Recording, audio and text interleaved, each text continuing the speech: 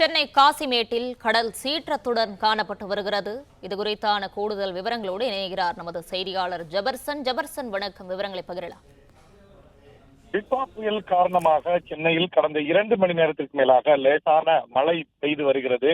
இந்த நிலையில்தான் சென்னையில் இருக்கக்கூடிய கடலோர பகுதிகள் கடல் சீற்றமாக காணப்படுகிறது. குறிப்பாக காசிமேடு மீன்பிடி துறைமுகம் பகுதியில முன்னெச்சரிக்கை நடவடிக்கையாக அங்க இருக்கக்கூடிய படகுகள் எல்லாம் கரையோரமாக நிறுத்தி வைக்கப்பட்டிருக்கிறது. மீனவர்கள் அவர்களுடைய மீன்பிடி உபகரணங்களை எல்லாம் கரைக்கு எடுத்து வந்து விட்டார்கள்.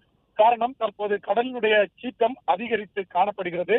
காற்றினுடைய வேகமும் அதிகரித்து காணப்படுவதால் இந்த பகுதியில் சுற்றுலா பயணிகள், இந்த பகுதியில் கடற்கரையை பார்க்க வரக்கூடிய மக்களுக்கு தடை விதிக்கப்பட்டிருக்கிறது. இருப்பினும் தடையை மீறி பலர் இந்த பகுதிக்கு வருகை தந்த வண்ணம் இருக்கிறார்கள்.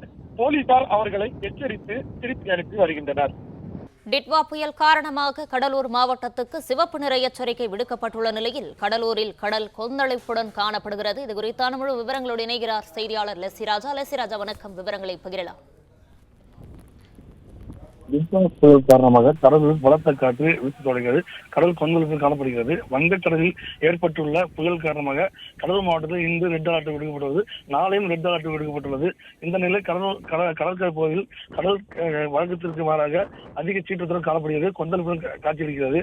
கடல் அலை 8 முதல் 10 மீட்டர் உயரத்திற்கு அதிகமாக எழும்பி வருகிறது.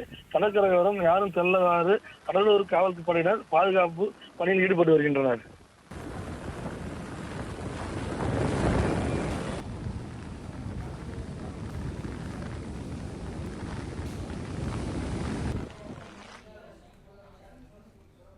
பிளே ஸ்டோர் மற்றும் ஆப் ஸ்டோரில் இருந்து பாலிமர் செயலியை QR கோடு மூலம் பதிவிறக்கம் செய்யுங்கள். செய்திகளை உடனுக்குடன் பெறுங்கள்.